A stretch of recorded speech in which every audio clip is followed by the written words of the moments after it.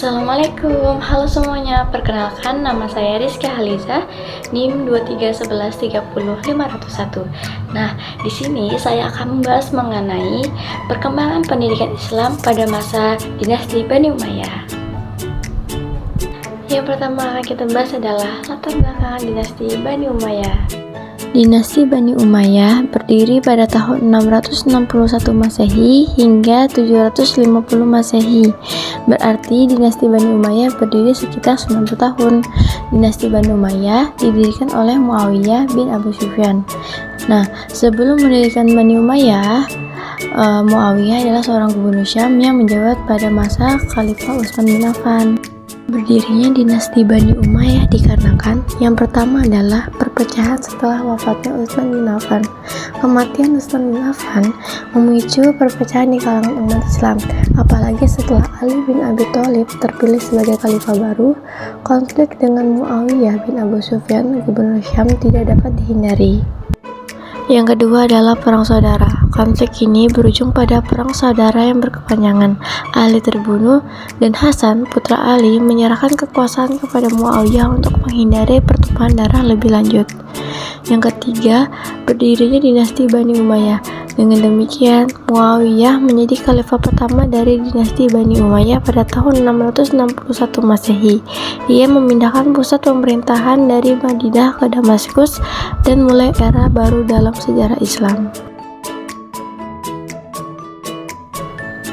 Nah, selanjutnya yang akan kita bahas adalah kebijakan pendidikan pada masa Bani Umayyah. Kebijakan pendidikan pada masa dinasti Bani Umayyah yang pertama itu pemanfaatan masjid sebagai pusat pendidikan dasar. Masjid menjadi tempat utama untuk mengajarkan baca tulis Al-Quran dan dasar-dasar agama Islam. Pendidikan menengah dan tinggi, masjid juga berfungsi sebagai pusat pendidikan tingkat menengah dan tinggi, di mana diajarkan berbagai ilmu seperti tafsir Al-Quran, hadis, fikih, bahasa Arab, sastra, dan ilmu hitung.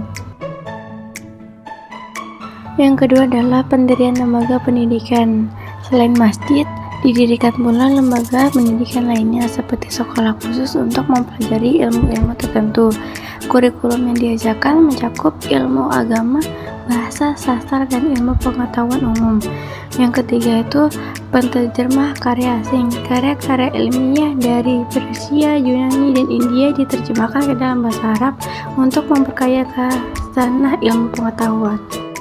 Yang keempat adalah peningkatan status ulama. Nah, ulama dan ilmuwan diberikan penghormatan tinggi dan dukungan penuh dari pemerintah pada masa itu. Yang kelima atau yang terakhir adalah penyebaran pendidikan. Pendidikan disebarluaskan ke seluruh wilayah kekuasaan Bani Umayyah. Didirikan pula madrasah-madrasah di berbagai wilayah untuk mengajarkan agama Islam dan ilmu pengetahuan. Khalifah pada masa dinasti Bani Umayyah di Damaskus. Nah, yang pertama itu ada Muawiyah bin Abu Sufyan. Dia itu selaku pendiri dari dinasti Bani Umayyah. Yang kedua itu ada Yazid bin Muawiyah bin Abu Sufyan.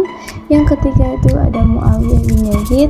Yang keempat ada Marwan bin Hakam. Yang kelima ada Abdul Al-Malik bin Marwan. Yang keenam ada Al-Walid bin Abdul Al-Malik. Yang ketujuh ada Sulaiman bin Abdul Malik. Yang ke-8 ada Umar bin Abdul Al-Aziz. Yang ke-9 ada Yazid bin Abdul Al-Malik. Yang ke-10 ada Hisham bin Abdul Al-Malik. Yang ke-11 ada Al-Walid bin Yazid. Yang ke-12 ada Ibrahim bin Al-Walid. Yang ke-13 ada Marwan bin Muhammad. Tokoh penting pada masa dinasti Bani Umayyah. Yang pertama ada Muawiyah bin Abu Sufyan. Nah, sebagai pendiri dinasti, Muawiyah memiliki peran yang sangat penting. Ia berhasil mengubah bentuk pemerintahan Islam dari sistem kekhalifahan yang bersifat pemilihan menjadi sistem monarki.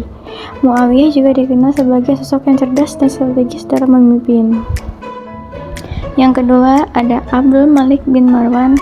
Nah, khalifah ini dikenal karena kebijakannya dalam menyatukan kembali wilayah kekuasaan Bani Umayyah setelah terjadinya perpecahan. Ia juga memperkuat sistem pemerintahan dan memperkenalkan dinar dan dirham sebagai mata uang resmi negara.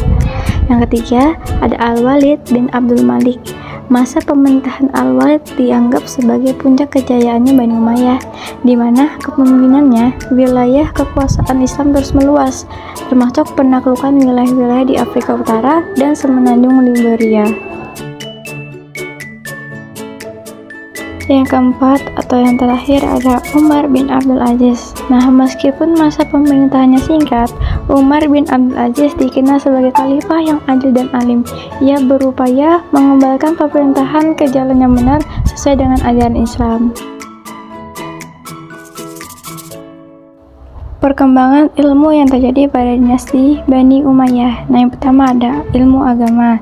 Nah, di ilmu agama tuh ada yang pertama ada tafsir Al-Quran. Upaya memahami makna Al-Quran secara mendalam dilakukan secara intensif. Yang kedua ada hadis.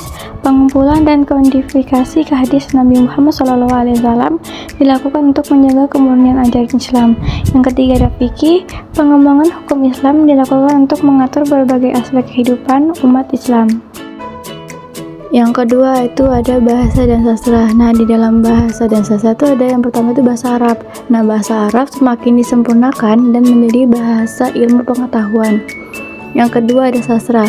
Puisi dan prosa Arab berkembang pesat, menghasilkan karya-karya yang indah dan bernilai tinggi. Yang ketiga itu ada ilmu pengetahuan alam. Di dalam ilmu pengetahuan alam itu yang pertama ada kedokteran. Ilmu kedokteran berkembang pesat pada masa dinasti Bani Umayyah dengan diterjemahkannya karya-karya medis dari Yunani dan Persia. Dan yang kedua itu ada kimia dan farmasi. Ilmu kimia dan farmasi juga mengalami kemajuan, terutama dalam bidang pembuatan obat-obatan. Dan yang terakhir itu ada filsafat Islam. Nah, munculnya berbagai aliran filsafat Islam seperti Mu'tazilah dan Jabariyah.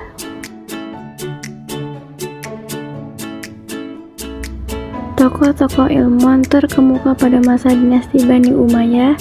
Yang pertama ada Ibnu Sirin, seorang ulama hadis yang terkenal. Yang kedua ada Al-Kalbi, seorang sejarawan yang menulis tentang sejarah Arab pra-Islam.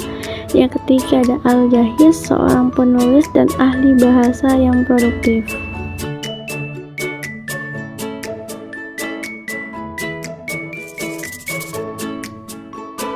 Buku-buku penting. Nah, yang pertama itu ada Al-Tarsif karya Al-Zahrawi yang membahas tentang kedokteran.